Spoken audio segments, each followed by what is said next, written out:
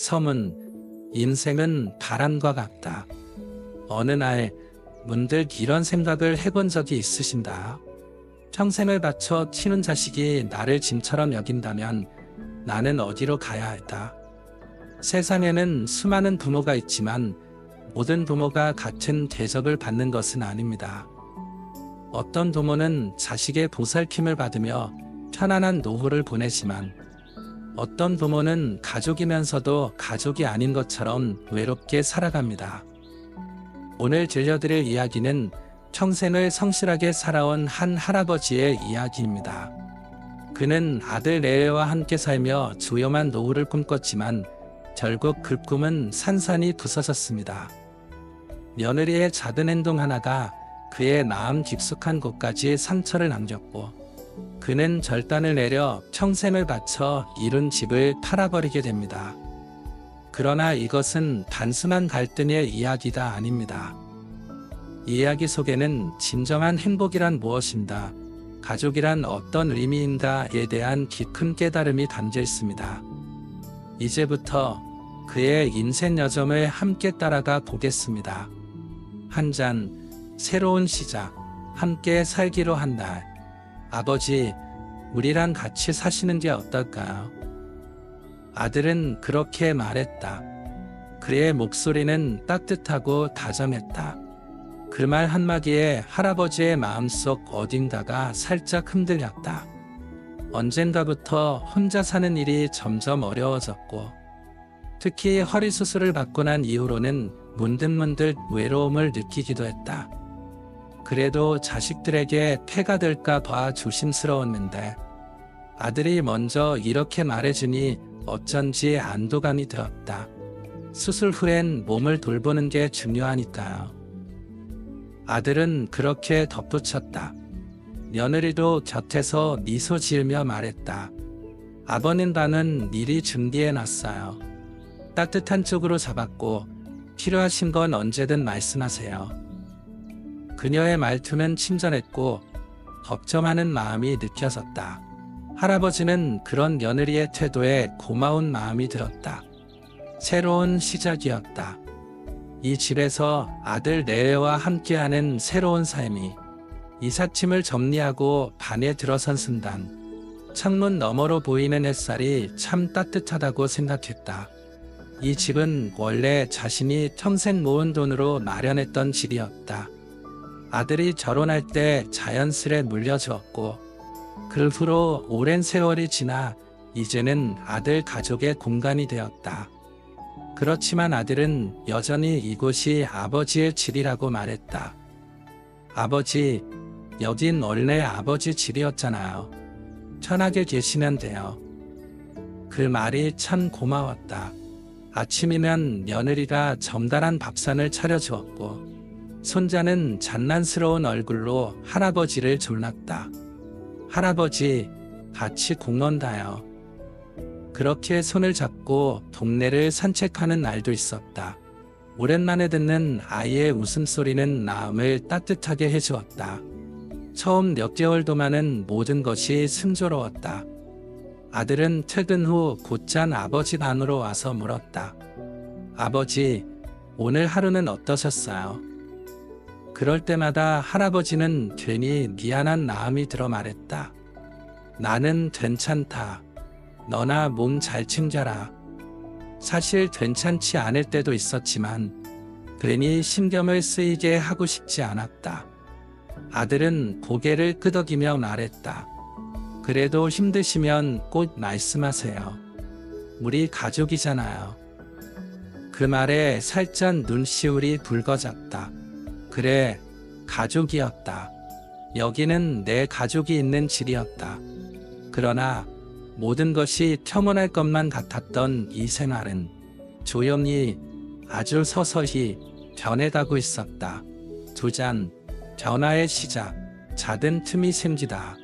사람의 마음은 바람과 같아서 어느 날은 부드럽게 스쳐가고 어느 날은 차갑게 등을 돌린다. 처음엔 아무 문제도 없는 듯했다. 아침이면 따뜻한 밥이 차려졌고 저녁이면 가족이 둘러앉아 이야기를 나누었다. 며느리는 싱겁게 요리한 반찬을 내놓으며 말했다. 아버님, 짜지 않으세요? 건강을 생각해서 조금 싱겁게 했어요. 그럴 때마다 할아버지는 고개를 끄덕이며 말했다. 그래, 이렇게 먹는 게 좋지. 그러나 어느 날부터인가 밥상이 달라졌다. 식탁에 앉으면 늘 있던 반찬들이 하나둘 줄어들었고, 식사 시간이 되어도 며느리는 부엌에서 나오지 않았다. 기다리다 먼저 먹으려 하니 며느리가 문득 고개를 내밀며 말했다. 아버님, 저희는 나중에 먹을게요. 먼저 드세요. 그 말이 계속 반복되면서 어느새 함께 밥을 먹는 일이 점점 사라졌다. 이유를 묻지는 않았다. 묻지 않아도 답은 알고 있었으니까. 그날 밤 할아버지는 방 안에 혼자 앉아 창밖을 바라보았다. 이 집에 들어올 때는 가족이 함께하는 삶을 꿈꾸었지만 이제는 혼자라는 느낌이 더 강하게 들었다. 아들의 퇴근 시간이 늦어질수록 며느리는 더욱 바빠질수록 그렇게 조금씩 아주 천천히 그는 집안에서 홀로 남겨지고 있었다. 처음에는 아무렇지 않은 듯했다. 하지만 시간이 흐를수록 보이지 않는 적이 점점 두꺼워지는 기분이었다. 그러던 어느 날 할아버지는 외출을 하고 돌아와 신발을 신으려 했다. 그런데 늘 있던 자리에 있어야 할 슬리퍼가 보이지 않았다. 이상하다 싶어 주변을 둘러보았다. 현관답 쓰레기 봉투 옆에서 그것을 발견했다. 잠시 그대로 굳어버렸다. 슬리퍼는 먼지가 묻은 채 덩그러니 버려져 있었다. 그 순간 모든 것이 선명해졌다. 그동안 느꼈던 변화들, 사소한 거리감들, 그것들이 전부 하나로 이어졌다. 천천히 슬리퍼를 주워 들고 집 안으로 들어섰다. 거실에서 TV를 보고 있던 며느리는 아무렇지 않은 얼굴로 물었다. 아버님, 어디 다녀오셨어요? 할아버지는 아무 말도 하지 않았다. 그냥 조용히 신발장에 슬리퍼를 올려놓았다. 그때 며느리가 갑자기 피식 웃으며 말했다. 아버님 슬리퍼가 좀 지저분하길래 밖에 내놨었어요. 금방 빨아서 드리려고 했는데 뭐 그렇게까지 예민하게 생각하실 필요는 없잖아요. 그 말이 귓가에 닿는 순간 무언가 와르르 무너지는 소리가 들리는 것 같았다. 그래, 이제는 내 슬리퍼조차도 이 집안에 있을 자격이 없구나. 그날 밤 할아버지는 한숨도 잘 수 없었다. 그저 누워 천장을 바라보며 생각했다. 이제 나는 어디로 가야 할까? 세잔, 절단의 순간 집을 팔다. 그날 이후 모든 것이 달라 보였다. 집안의 공기도, 부엌에서 나는 소리도, 며느리의 말투도, 아들의 시선도, 할아버지는 식탁에 앉아 밥을 뜨다 멈추곤 했다. 반찬이 허전해서가 아니었다. 먹는 일이 점점 힘들어지고 있었다.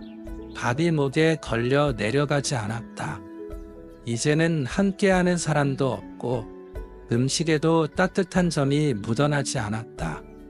손자는 예전처럼 방에 뛰어들어오지 않았고 아들은 피곤한 얼굴로 퇴근해선 곧장 방으로 들어갔다. 며느리는 언제부터인가 말수가 줄었고 할아버지가 지나갈 때마다 피하는 듯했다. 그리고 어느 날 식탁에 앉아 혼자 밥을 먹는데 며느리가 지나가면서 무심하게 한마디를 던졌다. 아버님, 식사하실 때 좀 흘리지 마세요. 청소하기 번거롭잖아요. 순간 손이 멈췄다. 숟가락을 쥔 손이 가늘게 떨렸다. 뭔가 가슴 깊숙이에서 올라왔다. 물컥하는 감정이었지만 그는 입을 안 다물었다. 그날 밤 침대에 누워 한참을 생각했다. 기억을 더듬어 보니 이 집에 들어온 지 벌써 3년이 흘렀다. 처음엔 함께하는 기쁨이 있었고 시간이 흐르면서 어색함이 자리 잡았고 이제는 아예 벽이 생겨버렸다. 그렇다면 더 이상 버틸 이유가 있을까? 할아버지는 천천히 몸을 일으켜 앉았다. 손을 들어 불을 켰다. 창밖을 내다보았다. 어둠은 밤이었다. 그 속에서 그는 결정을 내렸다. 다음날 아침 조용히 외출 준비를 했다. 지팡이를 짚고 문을 나섰다. 발걸음은 느렸지만 확신이 있었다. 도착한 곳은 동네 부동산 사무소였다. 문을 열고 들어가자 중개인이 반갑게 맞이했다. 어서 오세요. 무엇을 도와드릴까요? 할아버지는 잠시 머뭇거리다. 마침내 결심한 듯 말했다. 이 집을 팔려고 합니다. 중개인은 놀란 표정을 지었다. 어르신, 갑자기 무슨 일이세요? 이 집은 원래 아드님 명이 아닌가요? 할아버지는 고개를 끄덕였다. 맞아요. 하지만 내 몫도 남아있어요. 그 몫을 팔고 싶습니다. 중개인은 잠시 말을 잇지 못했다. 그러다 서류를 꺼내 들고 물었다. 정말 괜찮으시겠어요? 이 집을 떠나시면 어디로 가시려고요? 할아버지는 미소를 지었다.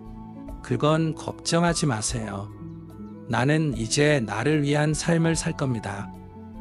그날 오후 집으로 돌아오는 길, 바람이 유난히 차가웠다. 하지만 할아버지의 마음은 오히려 가벼웠다. 이제야 어깨에 짊어졌던 짐을 내려놓는 것 같았다. 집으로 돌아오자 며느리가 소파에 앉아 있었다. 아무 일도 모른 채 잡지를 넘기고 있었다. 할아버지는 조용히 방으로 들어갔다. 짐을 하나둘 정리하기 시작했다. 서랍 속 사진들, 손자의 낡은 그림책, 평생 간직했던 작은 물건들, 모든 것이 조용했다. 그러나 이제는 떠날 시간이었다. 내장, 새로운 삶, 자유를 찾다. 그날 이후 집안은 이상한 만큼 조용했다. 마치 폭풍이 오기 전에 고요함처럼. 할아버지는 그저 조용히 자신의 짐을 정리했다. 어느새 손때가 묻은 옷가지들, 서랍 속에 깊숙이 넣어둔 낡은 사진들, 손자가 어릴 때 장난으로 그려졌던 띠뚤때뚤한 그림, 그 모든 것들을 손에 쥐고 있자니 짧지 않았던 지난 세월이 주마등처럼 스쳐 지나갔다. 그러나 미련을 둘 순 없었다. 떠나기로 했으니까. 그렇게 며칠이 흘렀다. 그리고 마침내 부동산에서 연락이 왔다. 어르신, 집 보러 온 분이 바로 계약하겠답니다. 서류 작업만 마무리하면 한 달 안에 이사 가능하실 거예요. 그 말을 듣는 순간 할아버지는 잠시 숨을 멈췄다. 이제 정말 끝이구나. 더 이상 돌아볼 필요가 없겠구나. 그날 저녁 식탁에 앉아 마지막으로 이 집에서 밥을 먹었다. 아무 말 없이 국을 한 숟갈 떴다.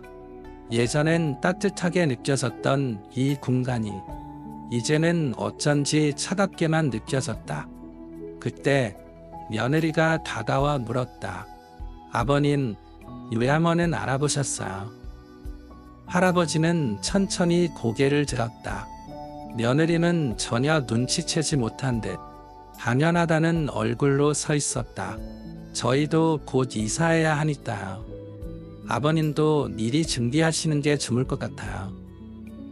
그 순간 모든 것이 선명해졌다. 며느리는 이미 할아버지가 떠날 거라 믿고 있었다. 아니, 어쩌면 그게 당연하다고 생각하고 있었을지도 모른다. 할아버지는 조용히 숟가락을 내려놓았다. 그래, 곧 정리할 거다. 그리고 방으로 돌아와 창문을 열었다. 밖은 이미 어둠이 내려앉아 있었다. 하지만 그 어둠 속에서 할아버지는 오히려 홀가분함을 느꼈다. 이제야 진짜 나를 위한 삶을 찾을 수 있을 것 같았다. 며칠 후 계약금이 입금되었다. 이제 한 달 뒤면 완전히 떠나야 했다. 그 사실을 알게 된 아들은 결국 참지 못하고 반으로 찾아왔다. 아버지, 이게 무슨 일이에요? 어떻게 우리 몰래 집을 팔 수가 있어요? 할아버지는 천천히 아들을 바라보았다. 내가 몰랐을 뿐이다. 나는 오래전부터 준비하고 있었다. 아들은 황급히 말했다. 다시 생각해 보시면 안 돼요. 아버지께서 원하시는 게 뭐든 제가 다 마칠게요. 할아버지는 씁쓸하게 웃었다. 이제야 이런 말을 듣게 되다니. 이제야. 하지만 너무 늦었다. 아니다. 나는 이미 떠날 준비를 마쳤다. 그날 밤 거실에서 잦은 말다툼이 들려왔다. 아들과 며느리가 낮은 목소리로 서로를 탓하고 있었다. 그러니까 내가 아버님 모시는 거 힘들다고 했잖아. 내가 그렇게까지 하진 말았어야지. 그들의 대화를 들으며 할아버지는 문득 슬리퍼를 바라보았다. 한때 현관 닭쓰레기 봉투 옆에 버려졌던 그 슬리퍼. 그때와 지금 무엇이 달라졌을까? 아무것도 달라지지 않았다. 이제는 그저 모든 것을 놓아버릴 시간일 뿐이었다. 그리고 마침내 떠나는 날이 되었다. 짐을 실은 트럭이 집 앞에 도착했다. 며느리는 끝까지 믿지 못하는 표정으로 물었다. 아버님, 정말 가시는 거예요? 할아버지는 짧게 대답했다. 그래야지. 아들은 마지막까지 붙잡았다. 아버지, 그래도 너무 갑작스러워요. 시간을 조금만 더 주시면 안 돼요. 그러나 이제는 미련을 두고 싶지 않았다. 할아버지는 등을 돌렸다. 넌 내 삶을 살아라. 나도 이제 내 삶을 살 테니.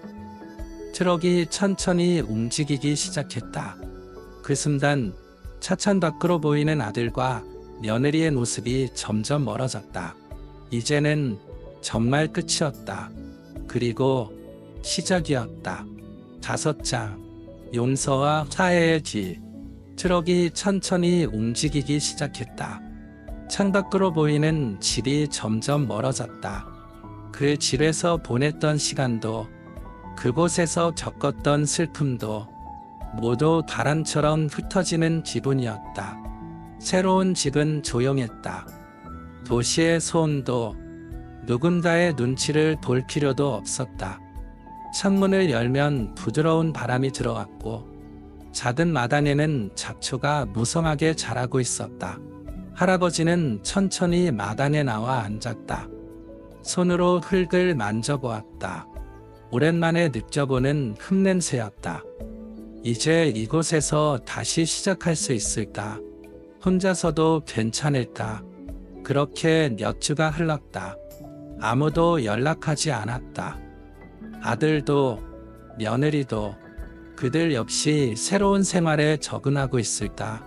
그러던 어느 날 생각지도 못한 손님이 찾아왔다. 문을 두드리는 소리에 나가보니 손자가 어색한 얼굴로 서 있었다. 할아버지, 잘 지내세요? 순간 가슴 한쪽이 뜨거워졌다. 이 아이는 그래도 나를 잊지 않았구나. 어떻게 알고 왔니? 손자는 머리를 긁적이며 말했다. 엄마한테 들었어요. 할아버지가 여기로 이사 오셨다고. 그래서 한번 와 보고 싶었어요. 할아버지는 조용히 손자의 얼굴을 바라보았다. 예전보다 조금 더 자란 듯했다. 이제는 제법 어른스러운 눈빛을 하고 있었다. 그날 손자와 함께 마당에서 시간을 보냈다. 텃밭을 가꾸는 할아버지를 보며 손자는 신기한 듯 물었다. 할아버지, 상추는 어떻게 키워요? 그냥 물 주고 햇볕 잘 들게 해주면 된다. 그럼 고추도요? 고추도 마찬가지지. 하지만 너무 많은 걸 바라면 안 된다. 때가 되면 자라고, 때가 되면 열매를 맺고, 그게 자연의 이치니까. 손자는 고개를 끄덕였다. 그러다 조심스럽게 말했다. 엄마란 아빠다. 많이 후회하고 있어요. 할아버지는 잠시 손을 멈추었다. 흙 속에서 작은 새싹이 얼굴을 내밀고 있었다. 그래. 네, 사실 엄마가 몇 번이나 여기 오려고 했어요. 근데 용기가 안 난다고 하더라고요. 그 말을 듣는 순간 할아버지는 미묘한 감성을 느꼈다. 분명 서운함은 남아 있었지만 그렇다고 완전히 마음이 다친 건 아니었다. 사람은 원래 그래. 잘못을 깨달아도 쉽게 용서를 구하지 못하는 법이지. 손자는 조용히 고개를 끄덕였다. 그럼 할아버지는 용서할 수 있어요. 할아버지는 한동안 아무 말도 하지 않았다. 멀리 보이는 산을 바라보았다. 구름이 천천히 흘러가고 있었다. 글쎄다. 시간이 좀 더 필요하겠지. 손자는 씩 웃으며 말했다. 그럼 전 기다릴게요. 그날 이후 손자는 가끔씩 찾아왔다. 텃밭에서 함께 상추를 따고 마당에서 작은 연못을 만들며 시간을 보냈다. 그리고 어느 날 손자는 조용히 말했다. 할아버지, 다음번엔 엄마랑 아빠랑 같이 와도 될까요? 할아버지는 한참 동안 대답하지 않았다. 손자의 눈빛 속에는 기대와 걱정이 섞여 있었다. 마침내 할아버지는 천천히 미소를 지었다. 그래, 다음번엔 같이 오너라. 그 순간 바람이 마당을 스쳐 지나갔다. 오랜 시간 닫혀있던 마음이 조금씩 열리는 것 같았다. 인생은 때로 우리가 예상하지 못한 방향으로 흘러갑니다. 하지만 중요한 것은 그 안에서 배우고 성장하는 것이겠지요. 오늘 이야기가 마음에 와닿으셨다면 좋아요를 눌러주시고 댓글로 여러분의 생각을 나눠주세요. 여러분이라면 어떤 선택을 하셨을까요? 그리고 앞으로도 따뜻한 이야기와 깊은 깨달음을 함께하고 싶다면 구독 버튼을 눌러주세요. 여러분의 관심과 응원이 더 많은 이야기를 만들어갑니다. 다음 이야기에서 다시 만나요.